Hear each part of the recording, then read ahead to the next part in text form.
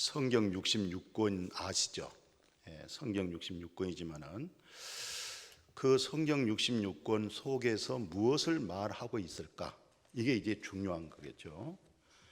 그래야 이제 성경을 이제 잘 모르신 분들은 이 분량이 어디 보면은 이런 말이 있고 저기 보면 저런 말이 있고 어느 것이 맞는 말일까? 이렇게 혼란스러울 수도 있어요. 또 우리 예수 믿고 하나님을 경외하는 우리에게는 하나님이 옳다고 하는 그런 믿음, 성경에서 말씀하고 있는 믿음, 그런 믿음을 갖고 사는 것이 절대적으로 중요하고 그것이 곧 내 인생에 내 생에 성공했다, 후회가 없다, 내 인생의 삶에 후회가 없다, 사람다운 삶을 살았다, 하나님의 형상대로 창조된 그 놀라운 분량 속에서 채워져 가면서 살았다. 이렇게 우리의 삶을 늘 뒤돌아볼 때 후회하고 뒤돌아볼 때 아이고 잘못했구나, 뒤돌아볼 때 그러지 않았으면 좋을걸, 내 사랑한 자녀들 그때 그렇게 훈계한 것이 아니라 이렇게 훈계했으면 좋았을 뻔, 그때 여보 당신에게 말할 때 이렇게 말했더라면 당신 마음이 상하지 아니했을 텐데 왜 내가 그렇게 말을 했지? 이런 후회스러운 이런 생각들이 있어요. 그러나 그것은 이제 고쳐가면 되어지지 않겠어요? 그런데 신앙이라고 하는 것은 마지막 때 영혼의 구원의 찰나가 되기 때문에 이것은 정말 지금 빠르게 신속하게 교정하고 바르게 옳게 세워져 가는 것이 급선무가 되는 거예요. 그러면 우리 성도님들이 전체 성경을 볼 때에 이 성경에서 뭘 말하고 있을까? 이걸 A4 용지에다가 여러분들에게 정리해 보십시오 할 때는 상당히 혼란스러울 수가 있고 어려울 수가 있어요. 이제 제가 오늘 이 본문을 통해서 성경 전체의 관점을 이렇게 말하고 있었구나 라는 것을 말씀의 근거로 하여금 또 우리가 듣는 입장에서는 그렇구나 이렇게 이해가 되어졌으면, 그리고 은혜가 되었으면 참 좋겠어요. 자, 오늘 이제 성경의 내용이 이제 이렇습니다. 그 구약에 나타난 39권 있죠. 모세의 오경으로 하여금 선지자들의 선포된 내용, 말씀. 왜 이런 설교를 했을까? 모세 오경은 왜 이런 말씀을 했을까? 여기에 뜻이 뭘까? 그리고 예수님의 공생애 속에 십자가에 죽기까지 그 고난 속에서 구속사를 이룰 때 우리에게 무엇을 요구했던가? 그리고 사도들이 성령 받고 나서 그들이 목숨을 바치며 순교하면서까지 복음을 전했던 그들의 내용이 무엇일까? 어떤 복음을 전했을까? 그리고 오늘날 한국교회는 그런 말씀의 흐름 속에서 그 맥을 이어가고 있는가? 그리고 한국교회 성도들은 바로 그것을 바로 이해하고 깨닫고 그 말씀을, 그 은혜를, 그 진리에 성경에서 요구하는 믿음을 내가 이루어 가고 있는가? 이런 부분이 중요하겠죠. 자, 그래서 저는 이렇게 말씀 보면서 성경이 바로 이게 내용이었구나. 뭐냐면 우리는 첫 아담 안에 죄인 되어 버렸어요.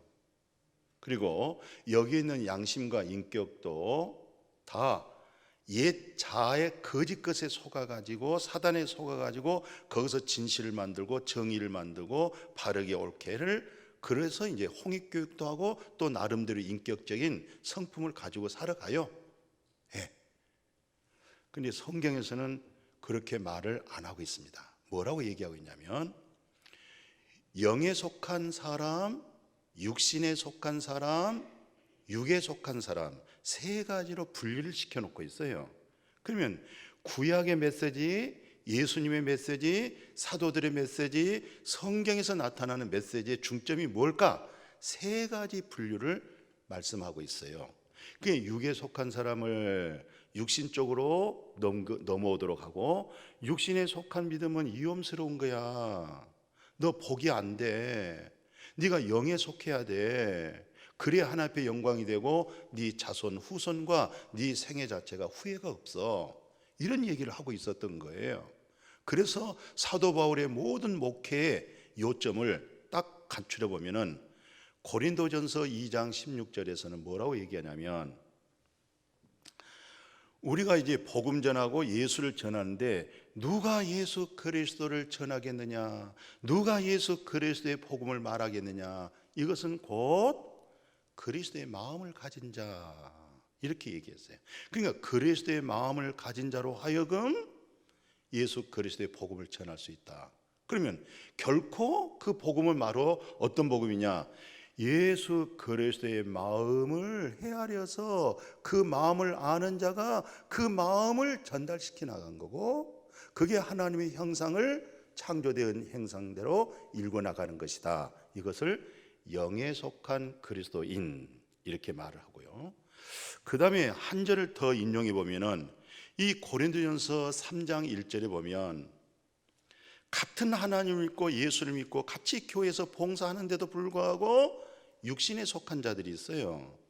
그 육신에 속한 자들의 내면을 훑어봤더니 이 마음에서 늘 이 마음에 있는 것이 입으로 나오는 거거든요. 그래서 예수님도 열매를 봐야 나무를 말할 수가 있다는 거예요. 열매를 통해서 나무를 안다. 자기 속에 무엇을 쌓느냐, 여기에 저장되어진 것이 입으로 나온다는 것이죠. 그러면 우리가 평소 여기에 뭘 쌓느냐, 이거에서 그 10길 물속은 알 수 있지만 한 길 속 되는 마음은 알 수가 없다는 거예요. 그런데 그걸 아는 것은 뭐냐면 입에서 나오는 말로 그 사람의 마음을 알 수가 있다는 거예요. 예. 그래서 이 육신에 속한 사람들은 늘 어린 아이 같은 믿음이 되기 때문에 신령한 것에 대해서 말할 수도 없고, 이분들은 항상 공동체 속에 시기와 질투가 이 마음에서 늘 끊임없기 때문에 이분들 속에는 굉장히 조심스러워야 되고, 왜? 분쟁이 일어나기 때문에 시기 질투가 처리가 옛 자아가 처리가 안 되어지면서 하나님에 대한 믿음이 돈독한 신앙생활을 하고 있다는 얘기잖아요. 이걸 일컬어서 육신에 속했다. 이분들은 지식은 가질 수가 있어요. 기도도 많이 할 수가 있어요. 그러나 결국은 자기 육신에서 해방이 되어지질 못하고 있죠. 또 하나는 고린도서 2장 14절에 보면은 육에 속한 사람은 성령의 일을 절대 받아들이지 않습니다. 그 성령의 일, 하나님의 어떤 이적 같은 기적들, 이런 일들은 그저 우스꽝밖에 안 되고, 그것은 어리석게 보여지는 거예요. 내세적인 믿음, 영에 속한 믿음, 영생에 대한 이것을 어리석게 보고 있는 사람들, 이것은 사람들은 육에 속한 사람들. 이 사람들은 기회주의잖아요. 자신들의 유익을 위한 수단으로 삼고 있기 때문에 육에 속한 사람, 육신에 속한 사람, 나름대로 신앙생활을 오래 한 사람들이죠. 그러나 결국 그 육신에서 벗어나지 못하고 해방이 되어지지 못한 진리 속에 자유가 없는 거죠. 영에 속한 그리스도인들이 있어요. 이분들은 진리를 알지니 진리가 자유케 하리라. 그리고 전능하신 하나님, 여호와 하나님을 온전한 믿는 믿음 안에서 주님을 의지하고 신뢰하기 때문에 악한 무리에서부터 건진받고 구원받아. 왜? 전능하신 하나님을 신뢰하고 의지하기 때문에. 누가? 의인들이. 그래서 오늘 이 본문 내용이 이 성경 66권 전체의 내용을 잘 설명해 내놓은 큰 사건이었어요. 왜 큰 사건이냐면 이스라엘 백성들이 애굽에서 430년 살고, 그리고 광야에서 40년의 생활을 광야교회 세상에서 믿음 생활을 하다가, 그리고 이제는 요단강을 건너 약속의 가나안 땅 천국으로 들어가는 바로 길목에 서 있었던 거예요. 그래서 오늘 이 내용이 지나칠 정도로 중요하다 이 말이에요. 이것을 깨달아야 된다는 얘기죠. 자, 그래서 가나안 땅을 들어가기 전에 먼저 모세가 12정탐꾼을 선명, 12란 말은 무슨 말이냐면 야곱의 아들들이 12명이었어요. 그래서 각 그 이름에 족장들이 세워지는 거예요. 이렇게 줄서기로. 그래서 12지파로 구성되어 있어요. 큰아들부터 저 막내 아들까지 해서 12지파로 구성되어 있는데, 바로 그 중에서 지도자, 그 중에서 그래도 하나님을 잘 경외한다고 하는 지도자를 각 지파에서 하나씩 뽑아내다 보니까 12명이 뽑아냈어요. 그래서 12명을 인정하고 저 가나안 땅에 미리 가서 정탐해 봐라. 우리가 살 수 있는 땅인지, 도대체 그 땅은 어떤 땅인지 그 땅을 자세하게 살피고 와서 보고를 해라. 그래서 12명이 우리말로 쉽게 말하면 간첩으로 들어간 겁니다. 가나안 땅에. 그래서 여러 시간을 통해서 전부 탐지를 했어요. 탐지하고 이제 들어온다고 하니까 이스라엘 백성들이 전부 다 한 군데 모여가지고 그 보고한 말을 듣고 싶어서, 그들의 좋은 소식을 듣고 싶어서 전체 모여져 있는 회중 앞에서 민수기 13장에 큰 열매를 가지고 들어왔어요.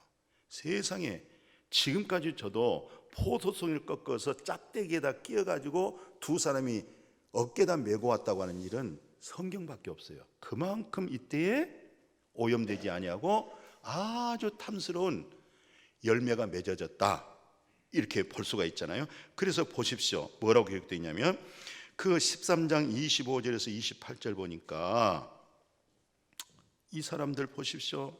40일 동안, 그러니까 이틀도 아니고 4일도 아니고 10일 동안 아니도 40일 동안 완전히 구석구석을 다 가나안 땅을 정탐하고 돌아서 이제 보고를 합니다. 모세, 아론, 모든 회중들, 지도자들이 전부 좋은 소식을 기대하고 바라보고 있는데 이분들이 뭐라냐면은 그 포도송이 과일을 탁 꺼내면서 보십시오. 그 땅이 얼마나 기름지고 좋은 땅인지, 세상에 이런 열매가 맺었어요 하면서 열매를 증거하면서 뭐라고 얘기하냐면 그들은 너무나 잘 먹고 그랬는지 체격이 너무 크고, 그리고 거기는 보니까 거인들도 있고, 또 우리가 볼 때도 우리는 마치 메뚜기와도 같고, 다시 말하면 우리는 난쟁이 같고 그들은 거인 같은데, 그들이 아마 발로 밟아버려도 우리는 거기에 등짝이 잡혀가지고 눌려서 죽을 것 같습니다 하면서 악평을 하기 시작한 거예요. 불가능하다, 안 된다, 그 땅 들어갈 수가 없다. 야, 어마어마하게 기대를 하고 마음을 조여가면서 좋은 소식이 되기를 원했는데, 세상에 긍정적인 말을 하기 위해서 좋은 열매를 가져온 것이 아니라 부정적인 말을 하기 위해서 과일까지 가지고 와서 증거물로 삼는 거예요.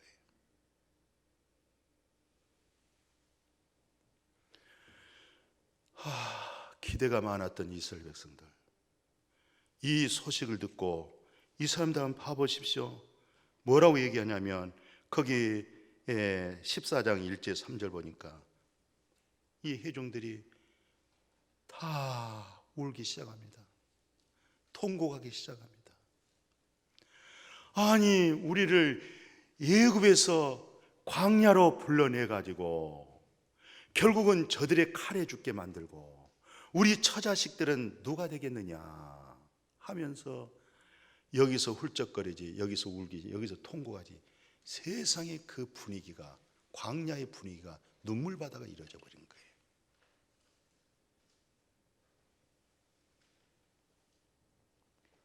그러면서 우리가 죽었으면 좋을 뻔한데, 그리고 거기서 획기적인 말을 합니다. 우리가 다시 야곱으로 돌아가자, 애굽으로 돌아가자. 안 된다. 우리가 광야에서 살아봤지, 목적이 가나안 땅이지, 가나안 땅이 안 돼. 그러면 어떻게 하느냐?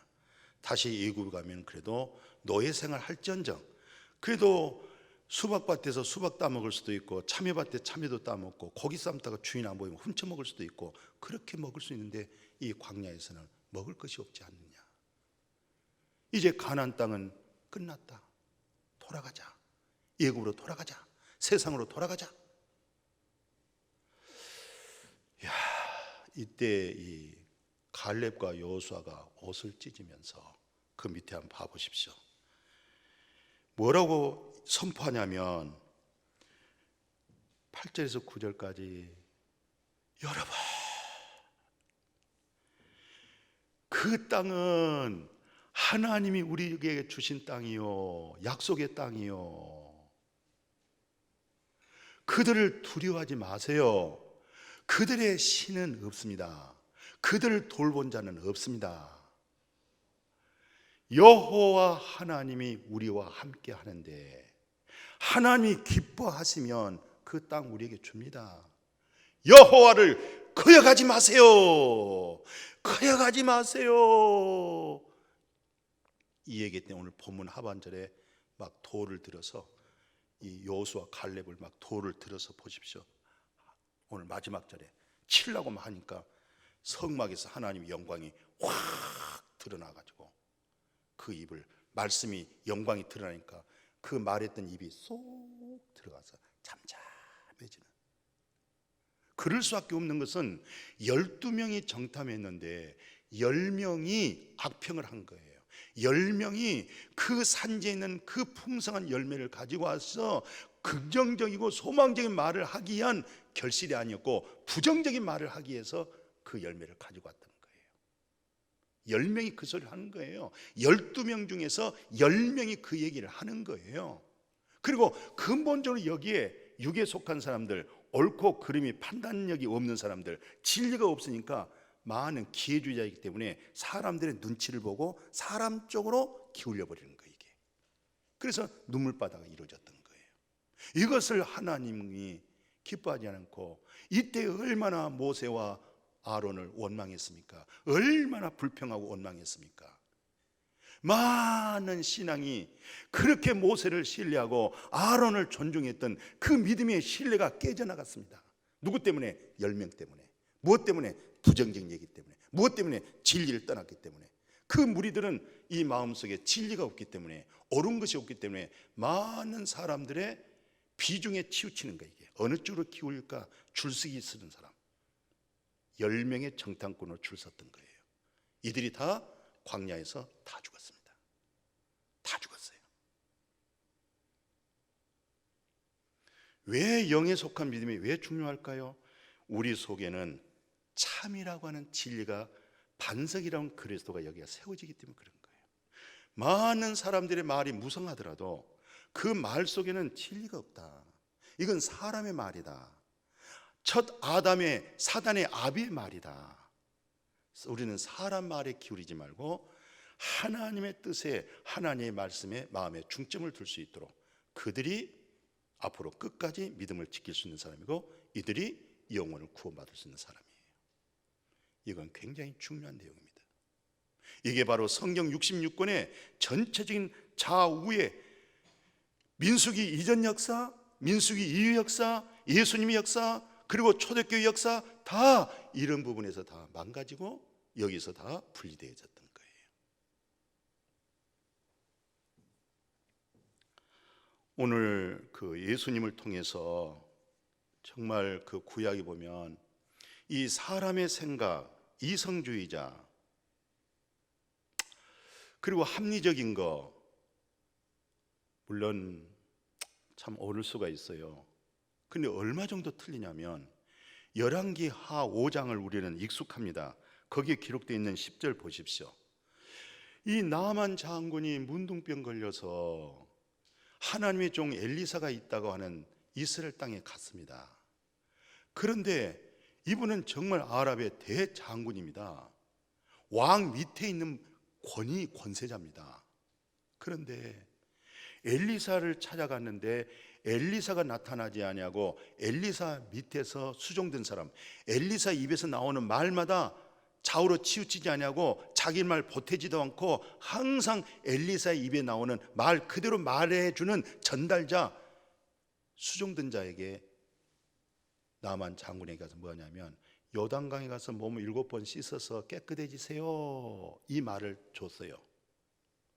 그게 능력의 말씀이에요. 그게 하나님께 속한 말씀이에요. 영에 속한 말씀이었어요. 근데 나만이 자기 생각에 화가 나는 거예요. 내 생각은 저 멀리서 여기까지 군사를 거느리고 가장 좋은 명품이라고 하는 그런 옷감과 황금을 내가 싣고 살해하려고 왔는데 나를 이렇게 대접할 수 있겠느냐, 화가 난 거예요. 내 생각에는 여호와 하나님의 이름으로 하여금 그 환처 부분에 썩어가고 문드러져가는 그 부분에 안수하고 안찰해서 그렇게 해서 고쳐질 줄 아는데, 세상에 요단강에 가서 몸을 7번 씻어서 깨끗해지라. 자기 생각하고 너무 차이가 큰 거예요. 분노할 수밖에 없어요. 화가 날 수밖에 없어요. 받아들일 수가 없어요. 전쟁을 일으키려고 하는 마음을 가졌던 거예요. 이게 나만 장군의 지성주의, 이성주의, 이념주의, 그 머리에서 깨나지 못하는, 오늘 그런 분들이 꽤 많습니다. 오늘 교회 다녀도 자기 생각대로 자기 뜻대로 말씀이 안 되면 딱 마음문 닫아버립니다. 자기 생각에 맞는 말을 하면 눈을 좀 크게 뜨고 조금 들으려고 합니다. 자기 이치에 안 맞으면 전혀 들을 생각 안 씁니다. 정말 사도 바울이 갈라디아 1장 11절인가요? 내가 하나님을 기쁘게 하려 사람을 기쁘게 하려, 내가 사람을 기쁘게 하면 내가 하나님의 종이 아니다. 사람을 기쁘게 하면은 충돌이 없어요. 사람을 기쁘게 하면은 사람 속에 화목하지만 사람의 종이 되어버려요. 그러나 하나님을 기쁘게 한다고 할 때는 부딪혀야 되고 마찰이 생기고 어려워져요. 뭐가? 그 생각이 무너져 나갈 때까지. 하나님께 속한, 영에 속한 사람을 만들어내기까지가 이게 힘듭니다. 그러다 보면은 터져나가 버리고 도망가 버리게 되고 자체에서 공동에서 문제를 일으켜버리고. 그러니까 육신에 속한 사람은 항상 자기 인정해야 되고 오냐 받들어줘야 되고 진리의 말씀을 통해서는 부딪혀서는 안 되는 거잖아요. 그러면 그대로 가면 결국 멸망이잖아요. 그렇게 목회했다고 할 때 당신이 하나님의 종이야, 사람의 종이야?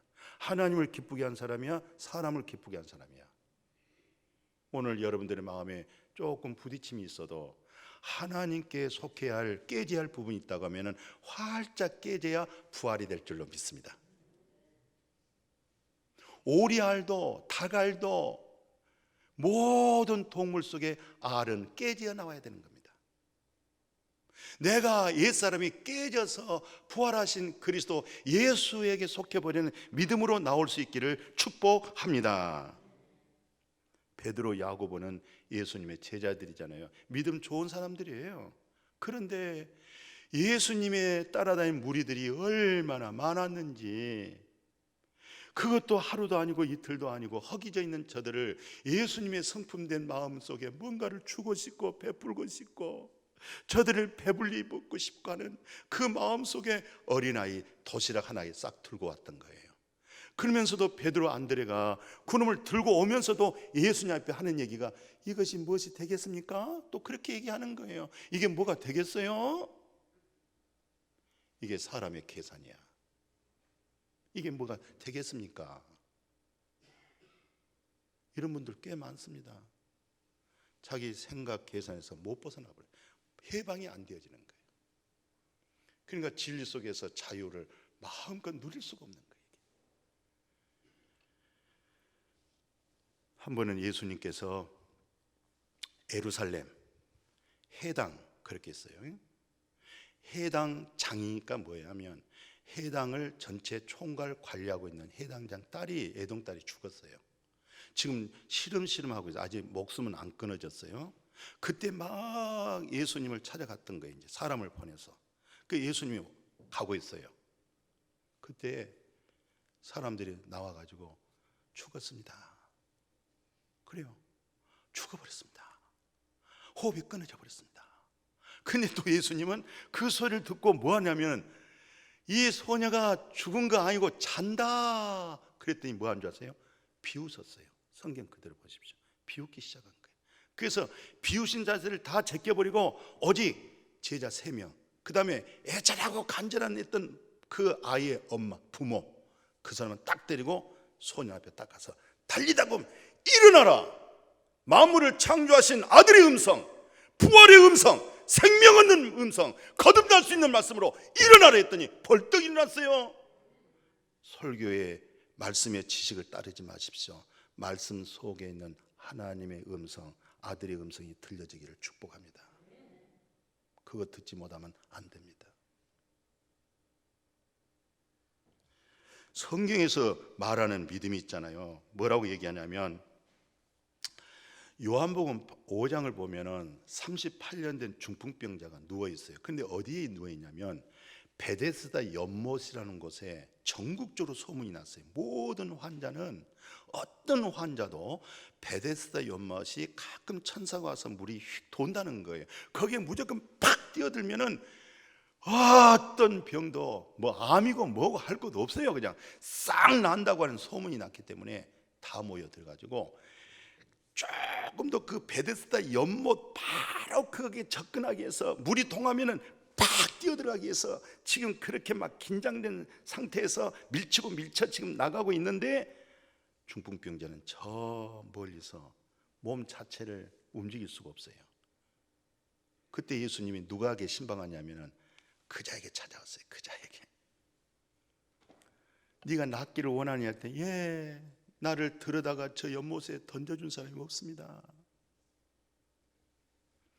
아무것도 할 수 없다고 하는 그 마음, 누가 나를 붙들지 하면 안 된다고 하는 그 마음, 거기에 예수님께서 일어나라, 걸어가라, 그 말이 아들의 음성이었어요. 만물을 창조하신 말씀이었어요. 나사로야 일어나라 할 때 죽은 나사로가 살아난 그 음성이었어요. 중풍병자가 그 소리 듣고 벌떡 일어나서 걸어가게 된 줄로 믿습니다. 그 음성, 그 진리가 들려지기를 축복합니다. 오늘 바로 나는 할 수 없다고 하는, 하나님만이 할 수 있다고 하는 그 믿음, 정말 복된 믿음이 되어질 줄로 믿습니다. 오늘 갈렙과 여호수아가 저 이스라엘 회중을 향해서 오늘 메시지가 여호와를 거역하지 말라, 이 말이 왜 중요하냐면 창세기 17장 1절에 절망과 낙심 속에 나이가 99살 되신 할아버지 아브람에게 나타나서, 아직도 아브람이에요. 아브라함이 안 됐어요. 그때 처음으로 너 본토 친척 아비집을 떠나고 내가 너를 불러낸 내가 누군 줄 아느냐? 나는 전능의 하나님이야. 전능의 하나님, 능치 못하심이 없는 전능의 하나님.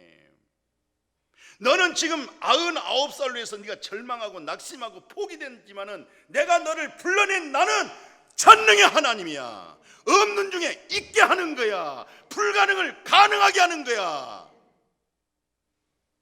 너는 내 앞에서 완전해라. 전능의 하나님의 믿음으로 나가라는 거예요. 이런 은혜, 이런 믿음 되어질 수 있기를 축복합니다. 이런 믿음을 터득했던 사도 바울이 자기 인생길 마지막에 뭐라고 얘기하냐면은 빌립보서 4장에서 내게 능력 주신 자 안에서 내게 전능하신 하나님 여호와를 거역하지 말라. 나는 이제 비천에 처할 줄도 알고 풍부에 처할 줄도 알고 어떤 행편인지 자족하는 마음, 풍부함은 교만해가지고 하나님 안 믿습니다. 교회 떠납니다.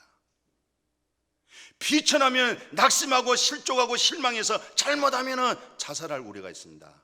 근데 사도 바울 입장에서는 나는 비천에 처할 줄도 알고 풍부에 처할 줄도 알고 어떤 상황에서도 예수 그리스도로 하여금 이기는 그 믿음 되어지기를 축복해요. 바로 그 믿음이 바로 히브리서 10장 22절에서 뭐라고 얘기합니까? 우리 이 마음에 만물보다 부패하고 타락한 이 마음에 예수 그리스도의 보혈의 피, 생명의 피, 속죄함 있는 피를 마음에 뿌려가지고 악한 양심에서부터 내가 벗어났다. 모든 양심이 착한 양심 같은데 이기적인 양심이었고, 선한 양심 같은데 자기 중심적인 양심이었고, 의로운 양심 같은데 전부 다 자기를 위한 양심이야. 악한 양심에서 벗어났다. 왜? 예수 그리스도의 보혈의 피가 네 마음에 뿌림이 되어가지고 악한 양심에서 벗어나고 이 양심이 하나님을 향해 가는 믿음이 참 믿음이에요. 그게 온전한 믿음이에요. 우리가 참마음 온전한 믿음 이것만 갖지 말고 내 마음에서 거짓된 옛 자아에서부터 해방을 받을 수 있는 예수 그리스도의 보혈의 피로 영원한 속죄함을 받고, 이제 죽었던 내 양심이, 내 이기적인 내 양심이, 나를 만들고 있는 내 양심에서부터 벗어나고 이제는 깨끗하게 씻음 받고 그 양심이 하나님을 향하여 손을 벌릴 수 있도록, 아멘. 날마다 씻음과 새롭게 하심을 통하여 하나님의 형상을 일궈내서, 그래서 오늘 우리 이 장로님이 기도했던 로마서 8장의 내용이에요. 바로 무슨 내용이냐면 그 8장에 뭐라고 합니까? 4절 6절에서 육신을 따르지 않고 영을 따르는 우리에게, 우리가 율법의 요구, 말씀의 요구, 원수 사랑해라, 핍박한 자에서 기도해라, 이 모든 율법에서 요구하고 있는 것, 성경 66권이 요구하고 있는 것, 이 요구가 어떻게 내게서 이루어지느냐? 영에 속했을 때에 그 율법이 내게서 이루어져 가는 거예요. 그 요구가 되어지는 거예요. 원수를 사랑하게 되어지는 거예요. 그러나 영에 속하지 않으면 절대 육신에 속한 자, 육에 속한 자는 원수를 사랑할 수가 없는 거예요. 영에 속했을 때 율법의 요구함이 이루어지는 거예요. 할렐루야. 비밀스럽습니다. 그래서 육신의 생각은 하나님과 원수가 되고 영의 생각은 하나님과 평화가 이루어지기 시작합니다. 성경 66권이 영을 따른 우리에게 이루어져서 그것이 곧 영원한 생명이 되어질 줄로 믿습니다. 절대 여호와를 거역하지 마십시오. 우리가 믿는 여호와 하나님은 전능의 하나님, 전능의 하나님. 할 수 있것이 무슨 말이냐? 믿는 자에게는 능치 못하심이 없느니라. 그래도 저는 참 고마워요. 30년 전 임준식, 20년 전 임준식, 오늘날 임준식, 저는 변함이 없습니다. 여러분들의 생각이 변한 거지. 예수 사랑하고 그리스도에 속하고 주님 사랑, 더욱 사랑, 변화가 없습니다. 아멘. 변화가 없습니다. 절대 변화가 없습니다. 이 믿음으로 서로 신뢰하고 사랑하고 예수 안에 말씀의 진리를 받아들이기를 축복합니다. 거룩하신 아버지, 여호와를 거역하지 않고 전능의 하나님, 그 믿음을 따라가게 하여 주옵소서. 영을 따라 율법에서 요구하는 것이 우리 안에서 이루어지게 하여 주시니 감사합니다. 예수님의 이름으로 기도드렸습니다. 아멘.